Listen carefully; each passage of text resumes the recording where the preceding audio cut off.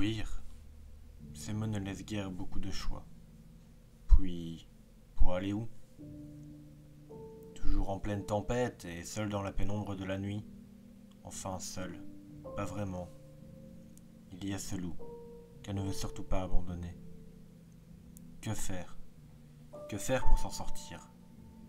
Et le pire serait encore à venir, après tout ce qu'elle vient déjà de traverser. La trappe s'ouvre soudainement. Une personne descend pas à pas, la menant vers le destin d'Eleanor.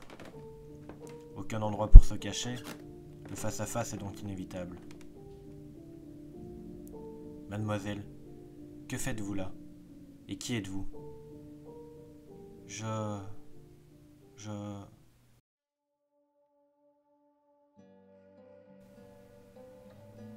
Franck vient d'avoir 30 ans.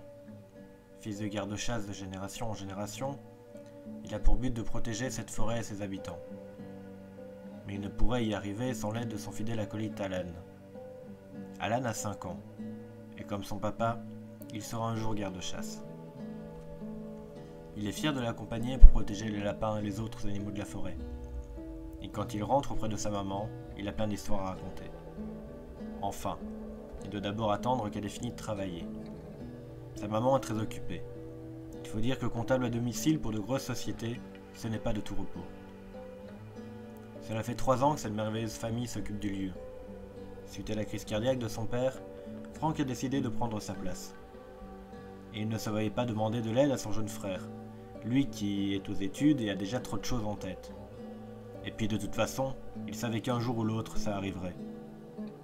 Depuis tout petit, son père lui raconte que sa famille appelle cette forêt le cœur de la lune, et qu'un jour viendra où il s'en occupera et deviendra le gardien du secret. Un secret, il s'est toujours demandé de quoi il pouvait bien parler. Et aujourd'hui, nous y voilà. Mais aucun secret à l'horizon. Chaque jour, il chasse des jeunes délinquants qui détériorent le lieu et font peur aux animaux. Il vire également à grands coups de pied les chasseurs venant préparer le repas du soir.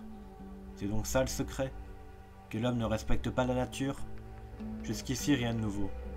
L'homme est un animal là où l'animal essaye simplement de survivre. Et rien ne risque de changer.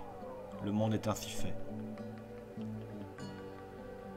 Après leur petit tour, Franck dit à Alan qu'il est temps de rentrer. La nuit va bientôt tomber et maman les attend.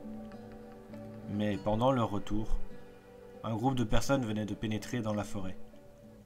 Cagoulés, armés, et traînant derrière eux un homme nu, attaché par une longue chaîne. « Allez mon poussin, dit l'un des membres du groupe, il est temps pour toi de courir. » L'homme nu, soudainement détaché, se mit à courir sans se retourner.